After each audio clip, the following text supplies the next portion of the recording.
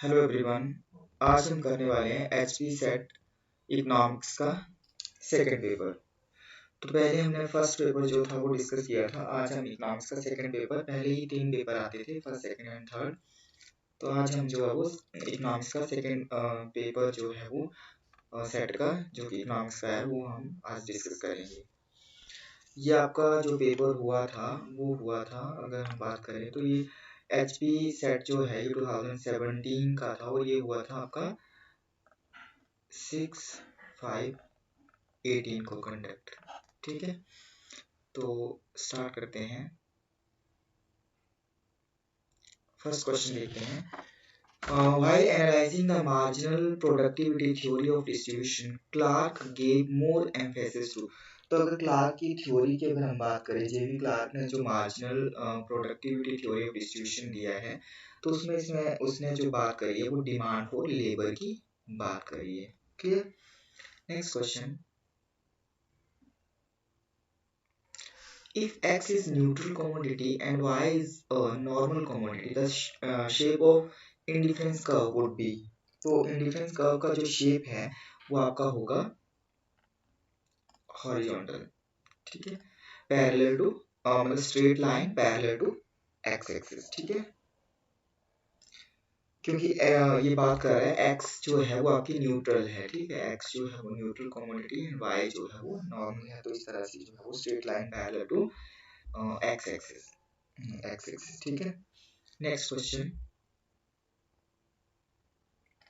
If the price of a commodity is rupees 18 unit and by selling one additional unit, total revenue change by rupees 12, what will be the value of price elasticity। तो price elasticity की जो value है वो क्या होगी। तो इसमें वही फॉर्मूला हमने, अगर आप हमारा पीजीटी इकोनॉमिक्स का जो हमने पेपर डिस्कस किया था वो देखें, तो उसमें हमने ये क्वेश्चन ऐसा ही क्वेश्चन सॉल्व किया था। पी माइनस एम सी जो है वो divided by P equal to 1/E, ये वाला ही इसमें जो है वो फॉर्मूला लगेगा। ठीक है, तो P जो है वो आपका 18 है, MR is equal to MC लेंगे यहाँ पे, तो -12 divided by 18 equal to 1/E करके जो है वो इसका आंसर आएगा आपका 3। ठीक है, A इसका आंसर होगा। Next question. इसका डिटेल जो है वो मैंने सॉल्व करके रखा हुआ है, तो वो आप वहां से जो है वो, अगर आपको पीडीएफ चाहिए होगा सॉल्व क्वेश्चन पेपर का, तो आप हमें कॉल कर सकते हैं। ठीक है। नेक्स्ट है, एज पर poverty estimate by expert group led by C. Rangarajan, what percentage of rural and urban population was below poverty line in 2011-12। तो below poverty line की अगर हम बात करें 2011-12 की, तो ये जो था वो आपका था 30.9% एंड 26.4%। ये फोर्थ का ए। नेक्स्ट क्वेश्चन है fifth. According to Economic Survey 2016-17, which of the following states have highest infant mortality rate in 2015? तो highest infant mortality 15 की बात कर रहे हैं, मध्य प्रदेश था। ये हम जो सारे क्वेश्चंस हैं ना, ये आपका मैं बताऊंगा ये कहाँ से आए हुए हैं। ये करंट के क्वेश्चन जो है वो आपके काफी क्वेश्चन जो है वो इसमें आए हुए हैं, तो वहां से आपने जो है इसको प्रिपरेशन करनी है। साथ में यहाँ पे आपको जो है वो इसकी रिवीजन भी करवाई जाएगी। ठीक है, तो एक दिन जो है वो मैं क्लास में ये सारे क्वेश्चंस लेके आऊंगा कि इन्फेंट मोर्टेलिटी रेट क्या है, लिटरेसी रेट कितना है, ठीक है, लाइफ एक्सपेक्टेंसी वगैरह, ये सारी चीजें जो है वो आपको बताई जाएंगी। नेक्स्ट क्वेश्चन है next question. According to census 2011, female literacy rate in India is। तो फीमेल लिटरेसी रेट की अगर हम बात करें तो ये जो है वो आपका है सी 65.46। ठीक है, और अगर हम ओवरऑल लिटरेसी रेट की बात करें तो है 74.04। ठीक है, ये ओवरऑल है। और अगर मेल की बात करें तो 82.14 जो है वो मेल का, according to census 2011। Next question. Read the following statements and choose the correct. इनमें से करेक्ट जो है वो कौन सा है, तो पढ़ते हैं जरा। The shape of unitary elastic demand curve is a rectangular hyperbola.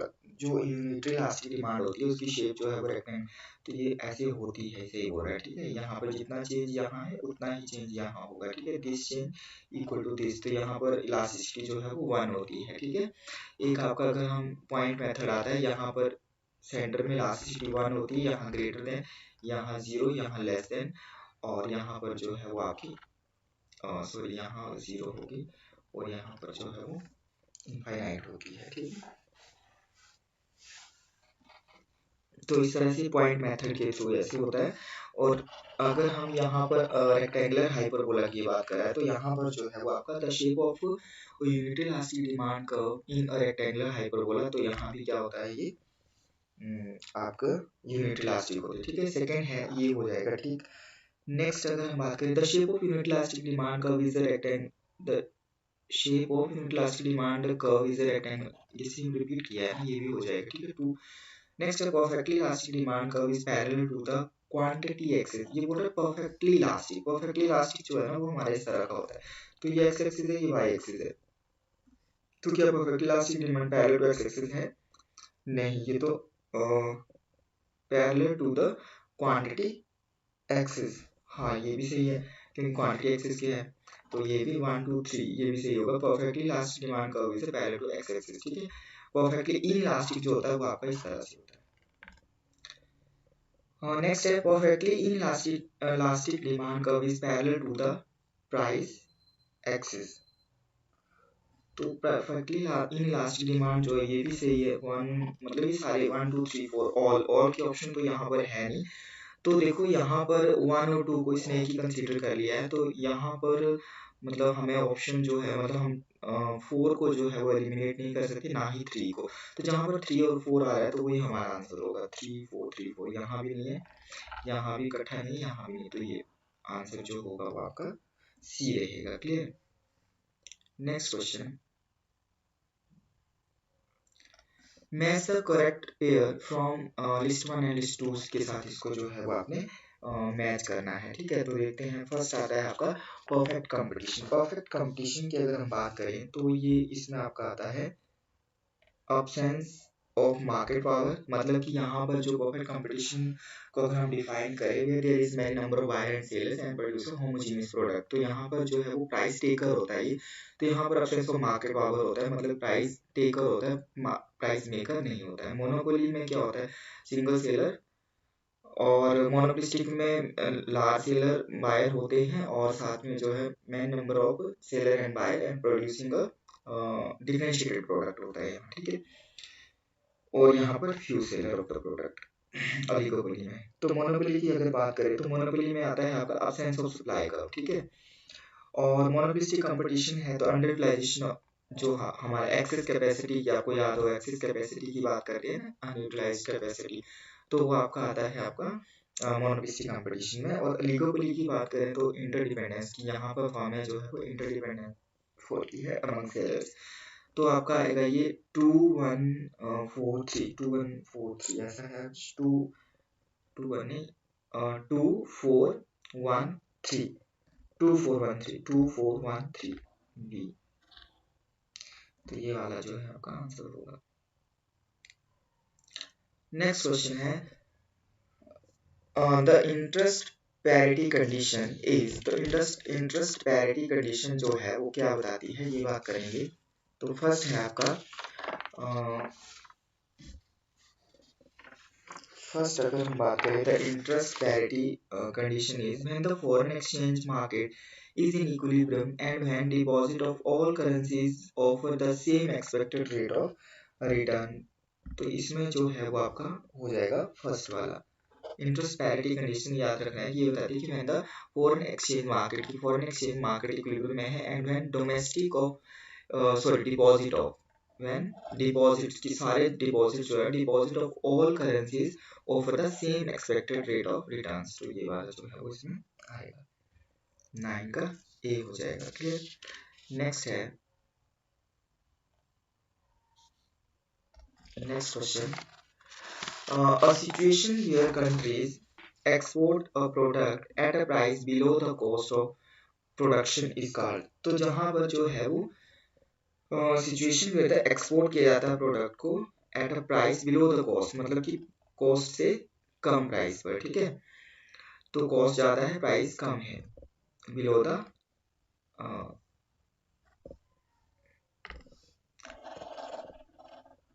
The cost, तो उसको बोलते हैं प्रोडक्शन इज कॉल्ड, तो प्राइस बिलो द कॉस्ट, इसको कहा जाएगा डंपिंग।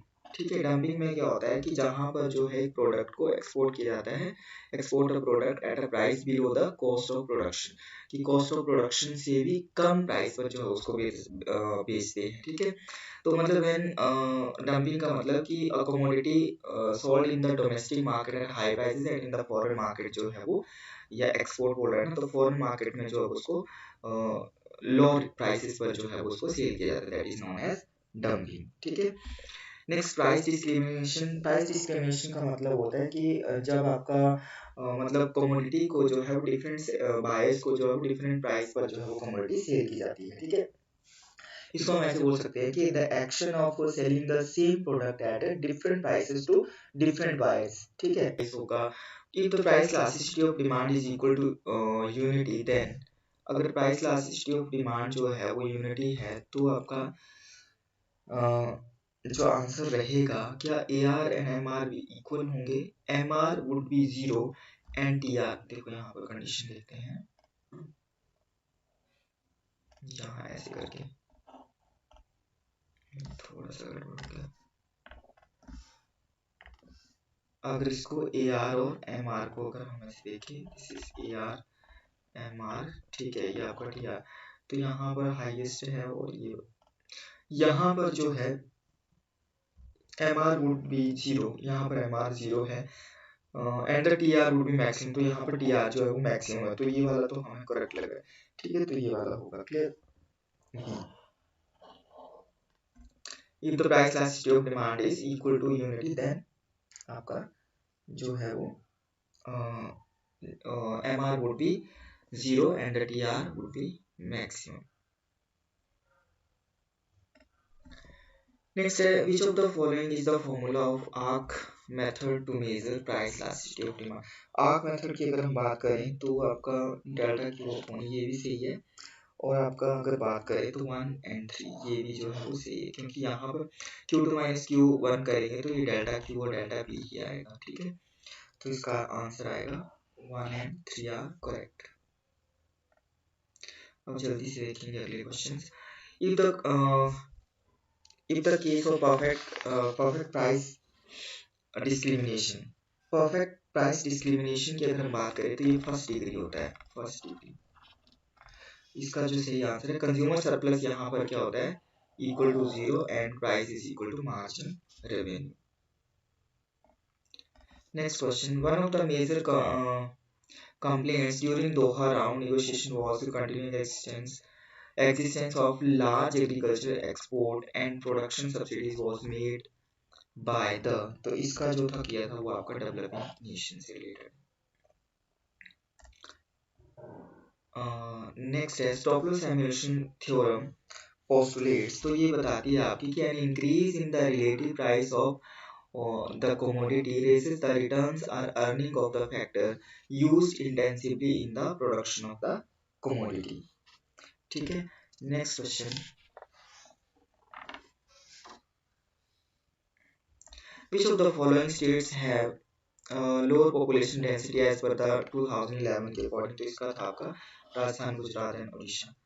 नेक्स्ट क्वेश्चन है, which of the following states have decadal growth rate of population 2001 to 11 higher than the national growth rate, तो इसका आपका था गुजरात, हरियाणा एंड छत्तीसगढ़। ठीक है, नेक्स्ट है, who among the following is not related to estimate the poverty, तो इसका आपका विमल जालन जो नहीं है, बाकी तीनों का आता है, तीनों का पॉवर्टी के ऊपर। नेक्स्ट है, एज पर फिफ्थ EUS, ये है आपका एनुअल एम्प्लॉयमेंट एंड अनएम्प्लॉयमेंट सर्वे। ठीक है, तो rural and urban unemployment rate respectively in India was, तो अगर इसकी बात करें तो आपका ये था 3.4 and 4.4%।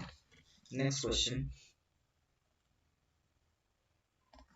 which of the following aspects make India's new foreign trade policy and unique compared to earlier FTP foreign trade policy, तो इसका है first whole of government approach। Correct formula for tax multiply, tax multiply की अगर हम बात करें तो इसका फॉर्मूला होता है माइनस सी। ठीक है, this is equal to delta Y upon delta T, change in income to change in taxes. Next है, which one of the following is not correct, is not correct की अगर हम बात करें तो इसका 1 माइनस MPC, APS नहीं होता है, ये आपका होगा MPS। ठीक है, बाकी ये सही है सारे, नोट करेक्ट की बात कर रहा है। ठीक है, नेक्स्ट है, वो among the following is not related to quantity theory of money. Quantity theory of money से इरविंग फिशर है, केन्स, बीगल है, हिक्स जो है वो नहीं है। ठीक है, इसका मैंने डिटेल से जो है उसकी एक्सप्लेनेशन बनाई है कि इनकी इक्वेशन जो है इरविंग फिशर की होती है, MB is equal to PT। बाकी लोगों की भी जो है ये सारा डिफाइन करके मैंने जो है वो एक्सप्लेनेशन में दिया है। ठीक है, तो ये आपको सारा डिफाइन में मिल जाएगा। अभी हम जो है वो वीडियो काफ़ी लंबी हो जाएगी, तो हम जल्दी से जो है वो इसके क्वेश्चन आंसर ही करेंगे। Match the following, list one को 2 से करना है। तो मिल्टन फ्रीडमैन की अगर हम बात करें तो ये इसका हो जाएगा for natural rate of unemployment. JM Keynes की बात करें तो ये हो जाएगा इसका money wage liquidity. Irving Fisher की बात करें तो equation of exchange and John Muth rational expectations. 4312, 4312 कहाँ है, 4312। ठीक है, नेक्स्ट क्वेश्चन है शट डाउन पॉइंट। सबको पता है AR is less than equal to ABC, तो यहाँ पर जो है वो शट डाउन पॉइंट होता है। नेक्स्ट क्वेश्चन है rent seeking behaviour. Rent seeking behaviour का मतलब है कि action taken by household or firm to preserve positive profit, profit से रिलेटेड। ठीक है, imposition of tariff. Imposition of tariff का जो है इसमें increase price, domestic market increase कर देता है, रिड्यूस क्वांटिटी कंज्यूम ये भी होता है, और एक्सपैंड डोमेस्टिक प्रोडक्शन को भी एक्सपैंड। तो ऑल ऑफ द अबव सारे आएंगे इसमें। The quarter restricted trade in textile was known, तो इसका जो है वो आपका हो जाएगा MFA, micro finance assistance 1974। The main difference between a tariff and subsidy. The tariff changes the price of import and the subsidy changes the quantity of imports. ठीक है, ये हो जाएगा। LM का slope upward from left to right. Left to right अगर LM curve की अगर हम बात करें तो इसका जो सही होगा वो आपका है फर्स्ट है कि given the money supply when income increase, transaction demand for money increases. ठीक है, ये डिमांड आपका IS जो है वो आपका प्रोडक्ट मार्केट, और LM जो है वो मनी मार्केट से रिलेटेड है, तो इसका फर्स्ट हो जाएगा। नेक्स्ट क्वेश्चन है 31st, IS का will shift to left because. ये कब शिफ्ट करेगा, contrary fiscal policy adopted by the government, ये भी सही है। Reduction in the net export, ये भी होगा। Reduction in the public expenditure, ये भी ABC सभी आएंगे ये। ठीक है, लेफ्ट की तरफ शिफ्ट हो रहा है ये। ठीक है, यहाँ से सॉरी ये तो आपका हाँ IS ऐसे होता है। ठीक है, नेक्स्ट है PC Mahalanobis plan was adopted from which of the growth model, ये आपका G Feldman, इसको याद रखना है, इस मॉडल से जो है ये adopted है। नेक्स्ट है आपका question R cos theorem deals with cos theorem जो है वो किसके साथ डील करती है, economic efficiency of an economic outcome in the presence of externalities. Next question है a shift in money supply would. Money supply में शिफ्ट होगा तो आपका shift the LM curve leftward, fall बोल रहा है ना, तो लेफ्टवर्ड। ठीक है, नेक्स्ट है एज पर economic survey 2017-18 top 1% of Indian firms accounts for, तो इसका आंसर जो है वो आएगा, इसका जो है वो आपका है 38% of total export from India. Next question professor Richard Taylor got Nobel prize. इनको जो नोबेल प्राइज मिला था वो मिला था लिमिटेड पर्सनैलिटी। ये भी हम करेंगे एक दिन कि नोबेल प्राइज 17 या 16 से लेकर अब तक जो मिले हैं उनके सबके नाम, क्योंकि यहाँ से क्वेश्चन आएगा। नेक्स्ट है इफेक्टिव रेवेन्यू डेफिसिट, तो ये आएगा आपका difference between revenue deficit and creation of capital asset. See what determines propensity to consume. Propensity to consume को जो है ये आपका कैपिटल गेन, ये सारे ही डिटरमाइन करते हैं, all of the above, rate of interest, wealth and capital gain. Next question है गिवन द कंजम्पशन फंक्शन सी दिया है एंड आई जो है वो इतना दिया है, जी इज इक्वल टू 100 दिया है, टी 100 है, वैल्यू मल्टीप्लायर पूछा है। देखो तो इतना बड़ा क्वेश्चन ऐसे नहीं सोचना है कि हमारे लिए सॉल्व नहीं होगा, डायरेक्ट फॉर्मूला इसमें यही लग जाएगा कि जो है वो 1/1 माइनस एम पी सी होता है, ठीक है। तो 1/1 जो है वो 1 माइनस ये आपका एम पी सी आ गया 0.68, इसको माइनस करेंगे तो 0.32 आ जाएगा और आपका 100/32 25/8, ठीक है। तो इसका आंसर जो है वो आपका ये।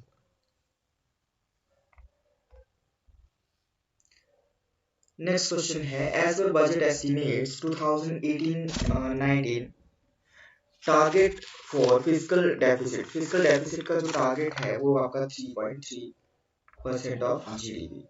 अमृत प्रोग्राम एम्स ये है आपको providing water supply to all household in 500 cities. थोड़ा सा स्पीड में कर रहे हैं क्योंकि ज़्यादा लंबा हो जाएगा वीडियो।